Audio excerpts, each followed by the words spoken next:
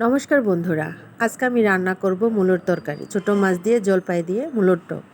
এর জন্য আমি কড়াইয়ে তেল দিয়ে পেঁয়াজ দিয়ে আদা রসুন দিয়ে কিছুক্ষণ ভেজে নিলাম। এখন দিয়ে দিলাম হলুদ গুঁড়ো, মরিচের গুঁড়ো, সামান্য পানি দিয়ে দিব যাতে পুড়ে না যায়। দিয়ে দিলাম ধনে গুঁড়ো। মশলা এখন কিছুক্ষণ কষিয়ে নেব। দিয়ে দিলাম পরিমাণ মতো লবণ। এখন আমি দিয়ে দিলাম মূলোগুলো আমি একটু ভাপ দিয়ে নিয়েছি, গরম পানি দিয়ে ভাপ দিয়ে নিলে মূলোটা তেমন গন্ধ লাগে না।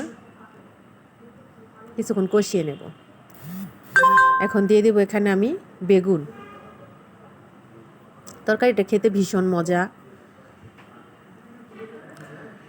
কিছুক্ষণের জন্য কষিয়ে নেব।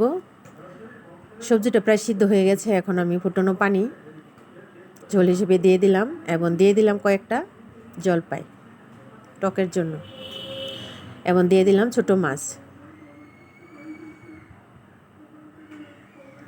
কিছুক্ষণ জাল দিয়ে নেব আমি ঝোলটা একটু শুকানোর জন্য, এবং নামানোর আগে আমি দিয়ে দিলাম এখানে ধনেপাতা।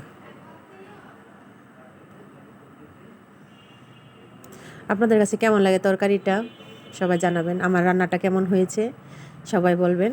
ভিডিওটা দেখার জন্য অনেক অনেক ধন্যবাদ। সবাই ভালো থাকবেন।